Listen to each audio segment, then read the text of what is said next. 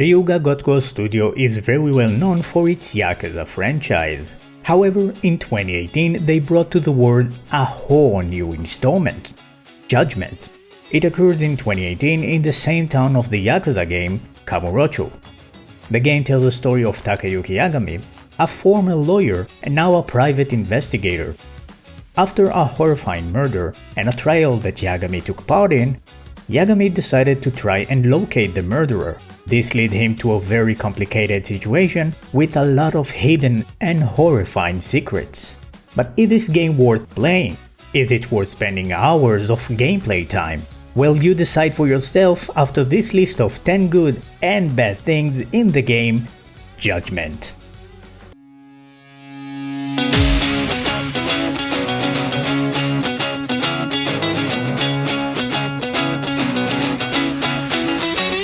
We will start with the 5 good things. Number 1. Story. If you've seen any of my videos before, you might notice that I'm a story-based games fanatic. And if the story is good, I'm even more excited about it. During Yagami's investigation as to who the murderer is, he encounters many interesting characters along the way. Some of these characters became allies or enemies, and it's changing from time to time. This is something that is pretty regular in Ryuga Gotoku games. Yagami finds out that there's a strong connection between the murderer and a healthcare organization named ADDC, the Advanced Drug Development Center. The ADDC is developing a new drug to cure Alzheimer's, which is something amazing to aspire for. However, things are not as simple as they may seem, and that's what leads Yagami to investigate everything that is surrounding this drug's development. During the investigation, Yagami also learned that all of this is also connected to the case that made him quit from being a lawyer, a case that occurred 3 years beforehand. I really enjoyed the story. It has a lot of surprising elements and some that are shocking as well. Number 2. Detection. As a private investigator, you have some cases to solve. And what better way is to solve a case by exploring the areas for clues and evidence. And that is exactly what you do. There are all kinds of different detection abilities, but the main one that you'll encounter is looking around for clues in first-person mode. Sometimes you'll be able to walk around in this mode, and sometimes you won't. It really depends on the situation itself. Other than that, you'll have the ability to spy and detect with your drone and to analyze pictures. But the most interesting one, in my opinion, is actually a specific type of detection that mostly appear in side cases. And this is through the case files. All of the case files are approachable in your phone, and you can find there all of the details that you discovered so far. So what you can do, and sometimes you'll have to do, is to get in those files and read the case in order to find clues. For example, there's one side quest where you need to find a woman. The only clue that you have is a list of places where she stated online that she's been to recently.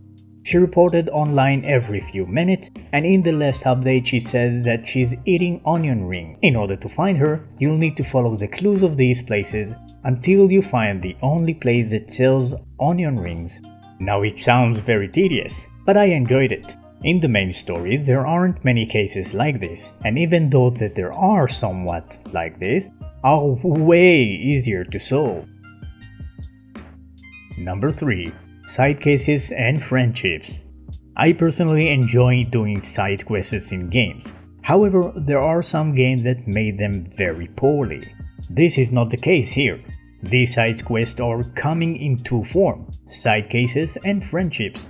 You will encounter plenty of friendship opportunities throughout Kamurocho, where many of them are in restaurant and the famous Popo's general stores. Each of these friendships opportunities have at least 2 stages, when each stage is a different mission to do. After you will finish these missions, a friendship's bond will come to with these characters, and they will provide you with all kind of items when you are interacting with them every now and then. Not just that, from time to time, if you are fighting in their nearby area, they will help you fight your enemies. Finishing those friendships missions will also give you experience points to spend on skill. Some friendships are more valuable than others. Now with side cases it's a bit different. You can get access to side quests in 3 different locations. Your office, Ganda's law office, and at the bar that's called Tender. Did you get it? Bartender? These cases are a bit more elaborated and will earn you with a big amount of money, as well as experience. Number 4. Satisfying moments. Due to the great story, there are characters that you immediately know that you dislike, and as of the story progresses, you dislike them even more, such as Hamura, for example. And there's nothing better than the moment when you kick their asses. But it doesn't end there, because the story allows you to do it at least one more time, which is very satisfying.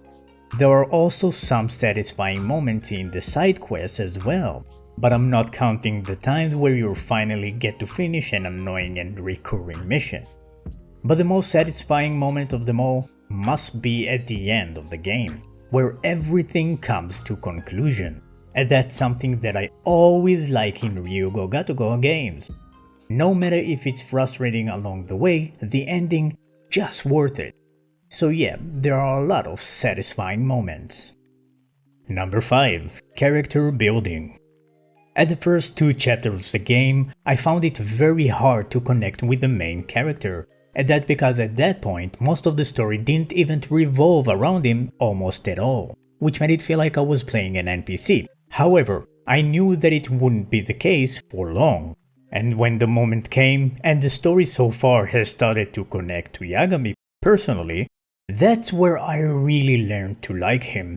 By the end of the game, I was already captivated by him, and I would gladly continue to the next game. Other than Yagami, there are plenty of other characters as well, such as Kaito, Mafuyo, Sugiura, and more.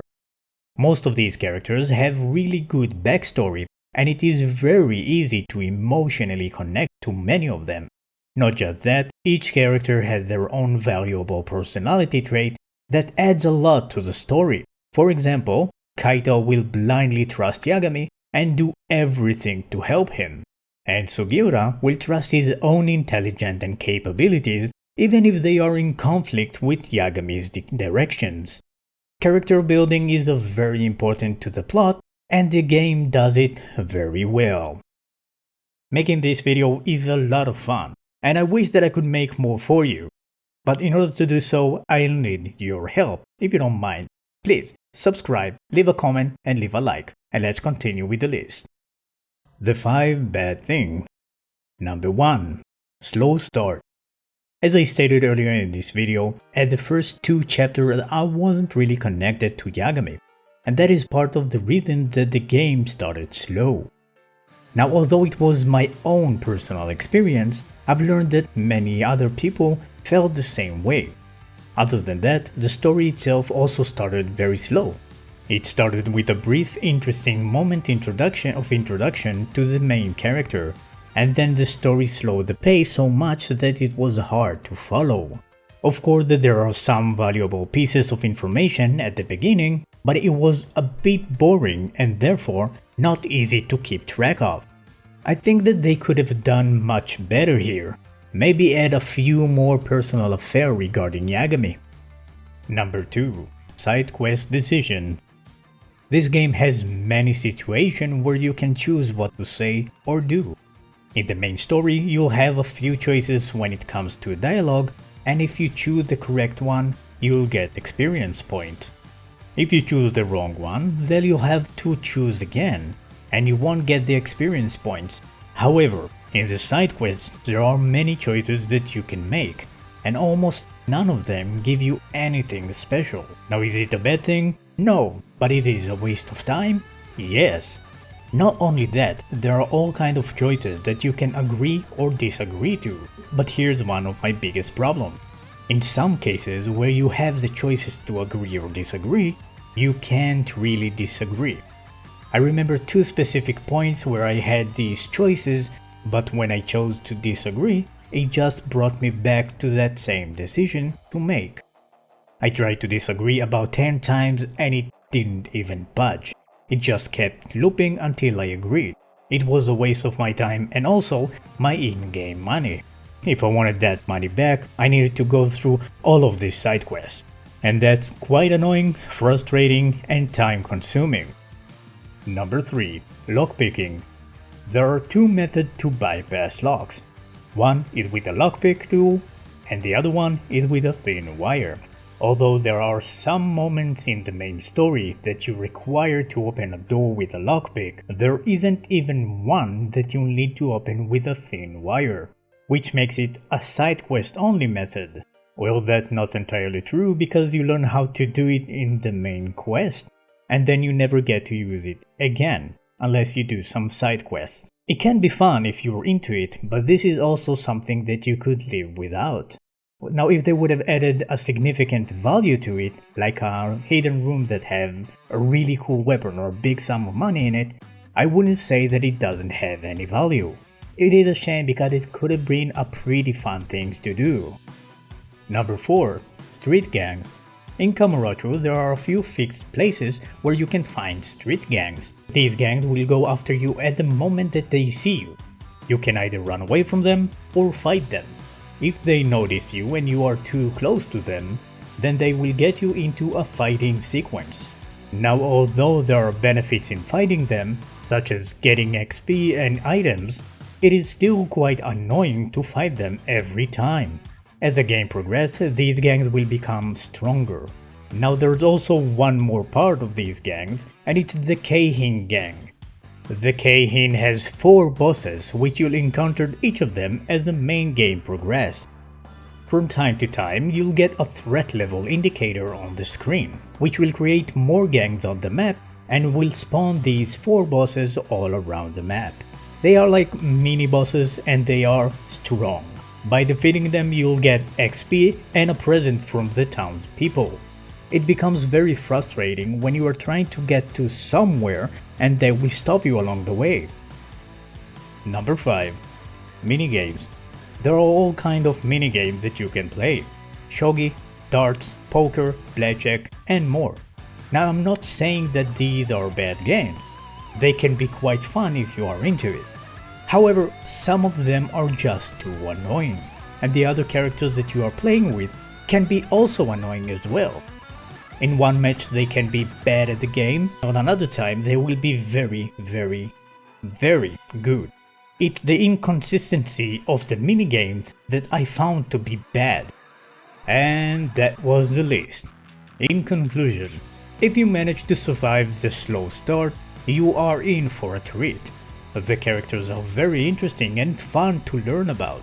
And even though the street gangs are always in your way, you'll get something out of it.